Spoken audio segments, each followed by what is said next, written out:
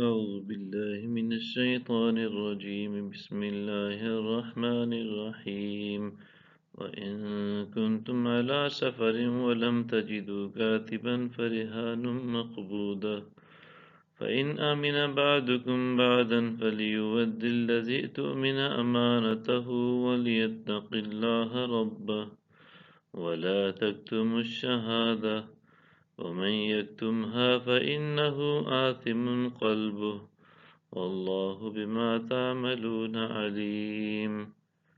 اور اگر تم سفر پر ہو اور کوئی لکھنے والا نہ پاؤ تو باقبضہ رہن رکھ لیا کرو۔ پھر اگر تم میں سے ایک کو دوسرے پر اعتماد ہو تو جس کی دیانت پر اعتماد کیا گیا اسے چاہیے کہ اپنی امانت ادا کر دے اور وہ اللہ سے ڈرتا رہے جو اس کا پالنے والا ہے۔ اور تم گواہی کو چھپایا نہ کرو، اور جو شخص گواہی چھپاتا ہے تو یقیناً اس کا دل گناہ گار ہے، اور اللہ تمہارے اعمال کو خوب جاننے والا ہے۔ للہ ما فی السماوات وما فی الارض وَإِن تُبْدُوا مَا فِي أَنفُسِكُمْ أَوْ تُخْفُوهُ يُحَاسِبْكُم بِهِ اللَّهُ فَيَغْفِرُ لِمَن يَشَاءُ وَيُعَذِّبُ مَن يَشَاءُ وَاللَّهُ عَلَى كُلِّ شَيْءٍ قَدِيرٌ۔ جو کچھ آسمانوں میں اور زمین میں ہے سب اللہ کے لیے ہے۔ وہ باتیں جو تمہارے دلوں میں ہیں خواہ انہیں ظاہر کرو یا انہیں چھپاؤ، اللہ تم سے اس کا حساب لے گا۔